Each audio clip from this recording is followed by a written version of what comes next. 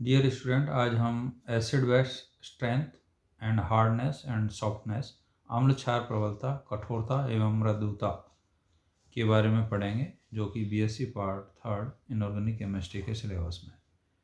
देखिए ये बच्चों, हम hard soft acid base HSAB का टॉपिक जो पढ़ रहे हैं, उसमें ये हम सेकंड लेक्चर्स ले रहे हैं। इससे पहले के लेक्चर्स के अंदर हमने जो है एसिड बेस क्या है, हार्ड कौन से हैं, सॉफ्ट कौन से हैं, और जो है बॉर्डर लाइन कौन से थे, इनके बारे में हमने पूर्व के लेक्चर्स में पढ़ा था। आज जो है अम्ल क्षार प्रबलता और कठोरता और मृदुता, acid base strength and hardness and softness के बारे में पढ़ेंगे।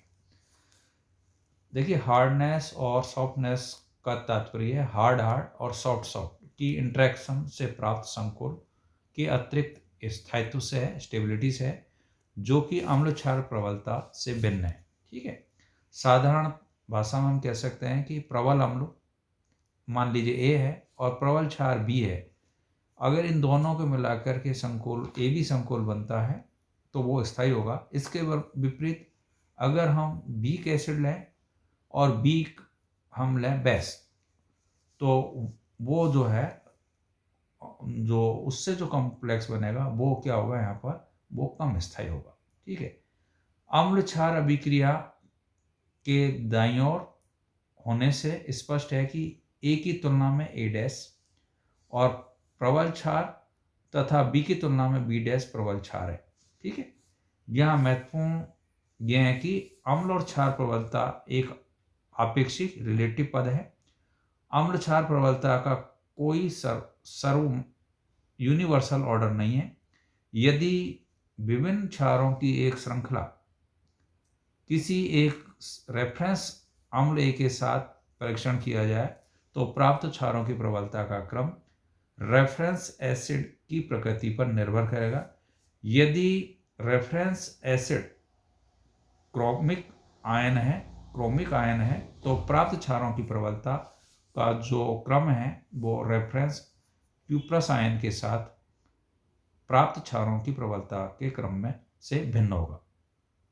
साधारणतः क्षारों की प्रबलता का क्रम जलीय विलयन में प्रोटॉन के संदर्भ में निकाला जाता है। ठीक है, जैसे H प्लस जलीय है और उसका बी जो है H प्लस की जलीय है, उसकी बी से रिएक्शन कराएं तो BH यहाँ पर जलीय विलयन बनेगा। इसी तरीके से OH minus F minus SO3 minus क्षारों का प्रोटोनिक संकल्पना के अनुसार प्रबलता का क्रम निकाला जाएगा।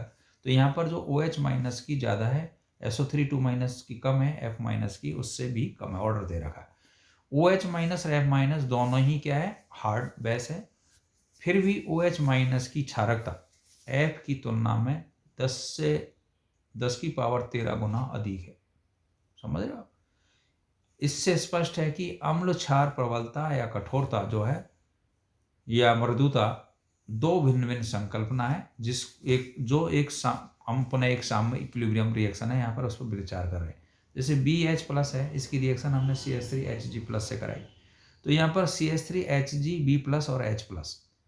अब यह H प्लस और CH3HG प्लस दोनों ही क्रमशः क्या है, कठोर और मृदु अम्लों, जो हार्ड एंड सॉफ्ट एसिड के रूप में लिया गया है। अब B एक क्षार है, B यहाँ पर क्या है, एक क्षार है।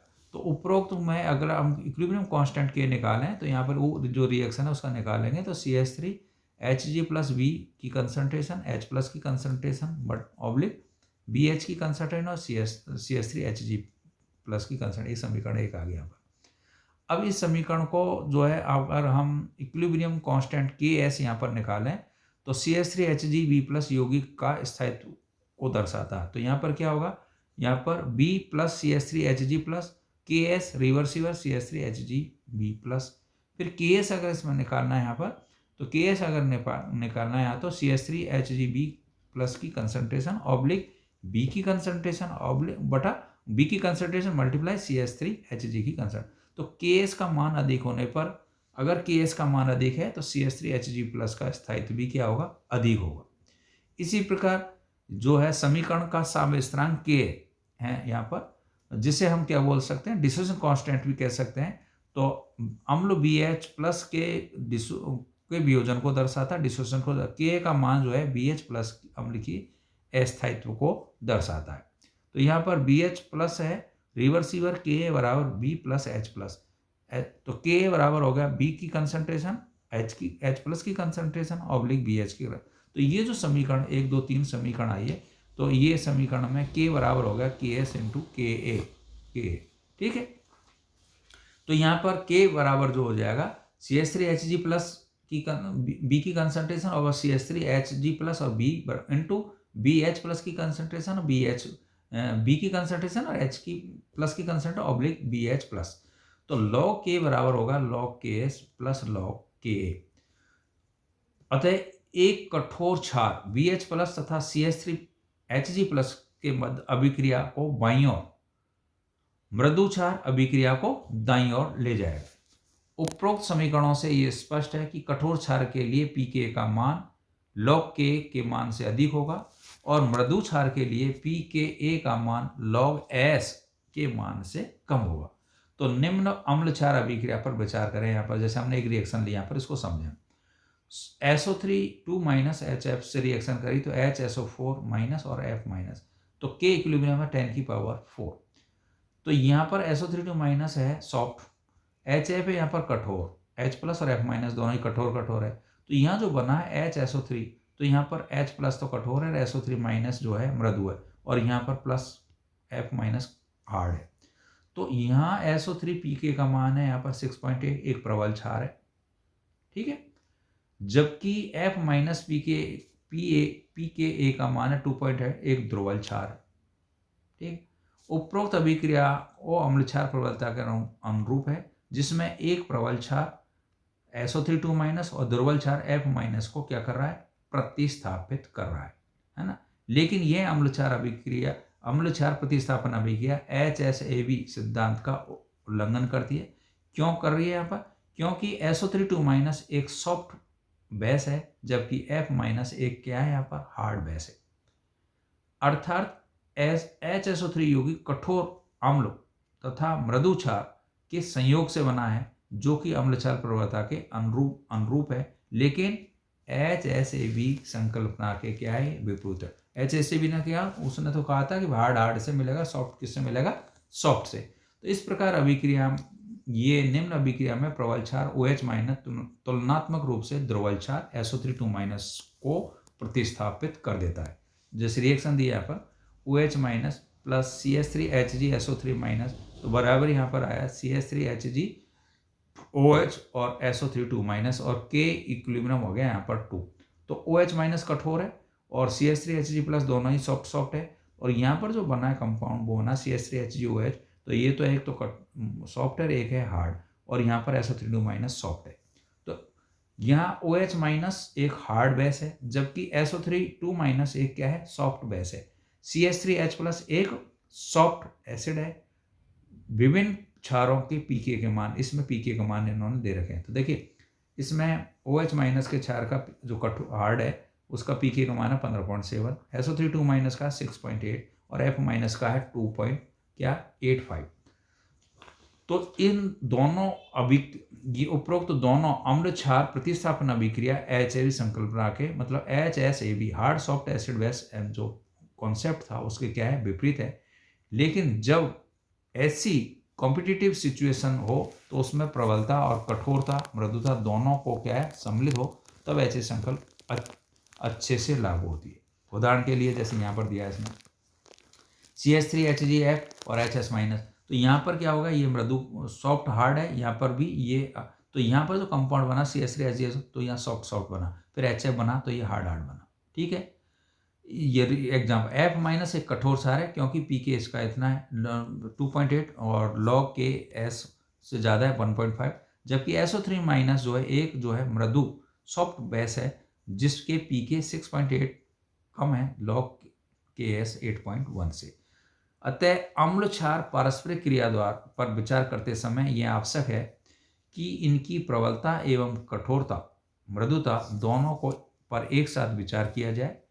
और यहाँ जो एक टेबल दी गई है, इस टेबल में विभिन्न क्षारों की प्रोटॉन H प्लस और मेथिल मर्कीकरण आयन CH3Hg प्रति प्रबलता दी गई है। यहाँ पर ये दी गई, यहाँ पर जो है इनके जैसे ये क्षार है F- Cl- Br- I- OH- HPO4 - और H2-, इन सब के बंधित परमाणु बताए। फिर इनके लॉग के और pKa की वैल्यूज यहाँ पर दी है, ये सारणी दी गई है यहाँ पर। इस तरीके से ये सारणी पूरी दी गई है ना। तो इसमें जैसे F की जो है pKa का मान कितना है यहाँ पर, pKa का मान है 1.5 और इसका log Ks का मान है 1.5, pKa का मान है इसमें 2.85, Cl का जो है log Ks का मान है 5.25 और pKa का मान है -70 और Br जो है उसका log Ks का मान है यहाँ पर 6.62 और pKa की वैल्यू है -9.0। I है उसका pKas का मान है यहाँ पर 8.6 और इस के pKa की वैल्यू है -9.5। O है उसका जो OH में O है उसमें OH में O है उसका है 9.737 और फिर जो है pKa है 15.7। इसी प्रकार से HSO4 में O की है 5.03 log Ks की वैल्यू है और pKa की वैल्यू है यहाँ पर 6.9। इसी प्रकार H2- में S की है 21.2, तो यहाँ पर किसकी है, log Ks की है और 6.79 है pKs की। इस तरीके से यहाँ पर विभिन्न की जो है pKs और pKa की वैल्यू दी गई है।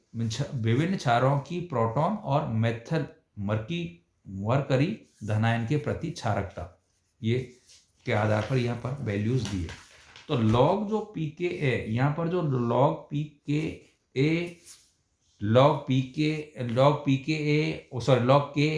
pKa और log Ks ये जो वैल्यू है वो इस समीकरण log Kaa बराबर तो log B concentration H+ concentration oblique BH+ की कंसंट्रेशन और pKa बराबर यहाँ पर आ जाएगा -log Ka बराबर log BH+ की कंसंट्रेशन ऑब्लिक B की कंसंट्रेशन और H+ की कंसंट्रेशन और log Ks जो है यहाँ पर आ गया log CH3Hg B+ की कंसंट्रेशन ऑब्लिक B की कंसंट्रेशन और CH3Hg+ की कंसंट्रेशन यहाँ पर। इस तरीके से यहाँ पर एक ऑर्बिल विलियम प्रभाव में जो बेरियम कॉपर तक के विभिन्न संकुलों में स्थायित्व जड़न स्थायित्व की कमी आती है, यहाँ पर इस तरीके से समझाया गया। तो देखिए ये जो सारणी के अंदर जो कठोर क्षार के लिए pKa ग्रेटर देन होता है log Ks तथा जो सॉफ्ट बेस है उसके लिए pKa लेस देन होता है log Ks से या log Ks ग्रेटर देन होता है किससे, pKa से, है ना। ये इसमें यहाँ पर ये देख इन वैल्यूज में ये निकलेगा। कठोर और मृदु कारक या इनहेरिएंट अम्लता दोनों के महत्व को इरविंग विलियम्स सीरीज कुछ नाइट्रोजन ऑक्सीजन सल्फर कीलेट स्थायित्व द्वारा भी दर्शाया जा सकता है। जैसे यहाँ पर इस चित्र में बेरियम +2 और कॉपर +2 के यहाँ पर दिखाया गया है। तो यहाँ पर और इसी में क्या है कि लिगेंडों के बंधन के लिए जैसे नाइट्रोजन है, नाइट्रोजन और सल्फर और उसकी वरीयता का क्रम है, सल्फर की ज़्यादा होती है, नाइट्रोजन की कम होती है, ऑक्सीजन की कम होती है।